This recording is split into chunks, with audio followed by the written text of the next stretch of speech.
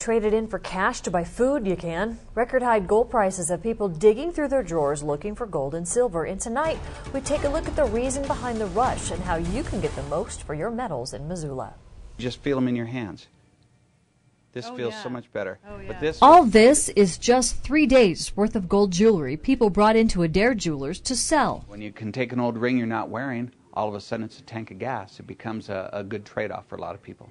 Selling your old or scrap gold and silver jewelry at today's high prices is smart. One precious metals analyst predicts gold prices will top $1,700 within a year, and that's when selling it becomes an issue of want to versus have to.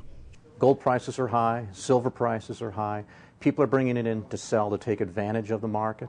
Others are selling because they have to. They need the money to go out and buy groceries or to pay the rent. That's the kind of client John Persky at Missoula Gold and Silver Exchange usually meets coming through the door. It's a statement of our economy, and until it gets better out there, it's just going to stay the same. Kevin Fow at Liquid Assets has a different take on the gold rush. What we've seen here, it has not been, it's driven more by the overall increase in value of gold than it is by personal economics.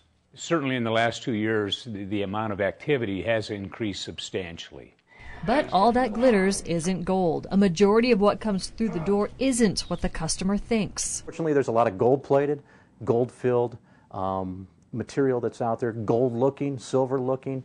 It comes in the door every day, and probably 90% of what we see is that type of material. The markings don't matter. If this was real, it wouldn't stick to the magnet. The last big gold selling binge hit in the 1980s. Jim Adair's interest in this current market is natural, and Jim and Kevin have been buying gold and silver for years. It's a business that's tempting others, too. Everybody thinks there's money to be made. They're seeing the price go up, and they're thinking that there's big profits in it. And what's going to take place is eventually the bubble's going to burst, the price is going to drop, and all these people that are on every other corner are going to be gone. They don't have the capital to stand in this market. And all three men agree knowing your buyer and comparing prices is the safer way to sell. The mail-away gold buying business could leave you short-changed. Once they have it in their hands, they can tell you anything.